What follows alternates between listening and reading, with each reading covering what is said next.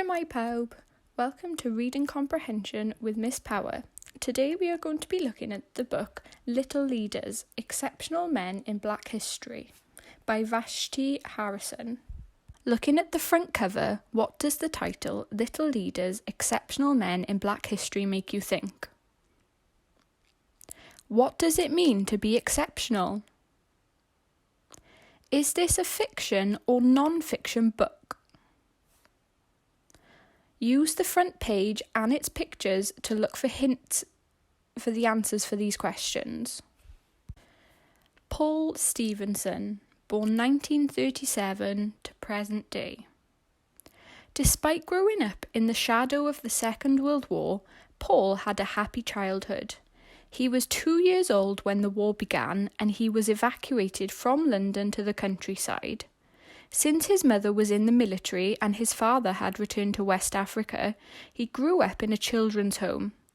The only black person in town, Paul was treated kindly but sometimes as a curiosity.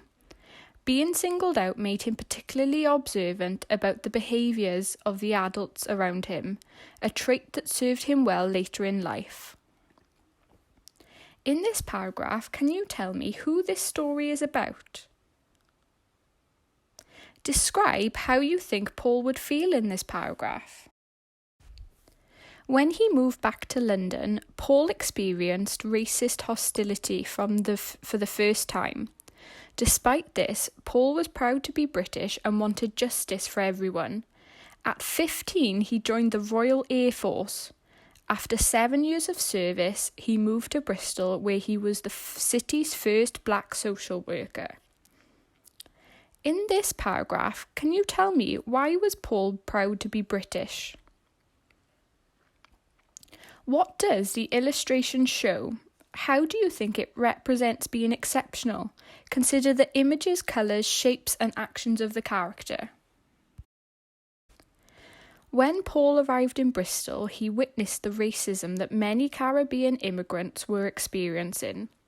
The Bristol Omnibus Company, for example, refused to employ black or Asian drivers. Inspired by the work of civil rights activists in the United States like Martin Luther King Jr. and Rosa Parks, Paul called for a bus boycott, which lasted 60 days.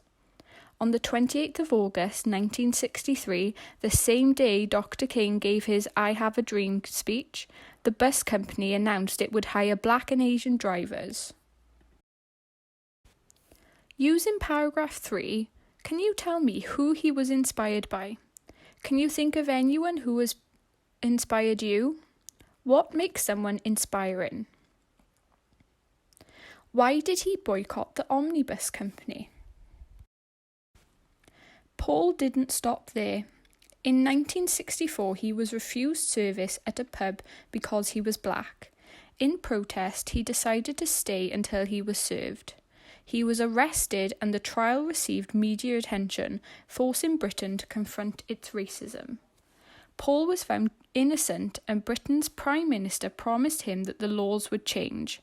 In 1965, the Race Relations Act was passed, making racial discrimination illegal in public places, and Paul's work helped pave the way for it. Paul showed that it's important to stand up for what is right, no matter how big or small the fight. He shined a light on Britain's racism and helped illuminate a path to a better country. Using paragraph 4, can you tell me why was he arrested? What did his actions help to do? Finally, looking back on this story, how did it make you feel?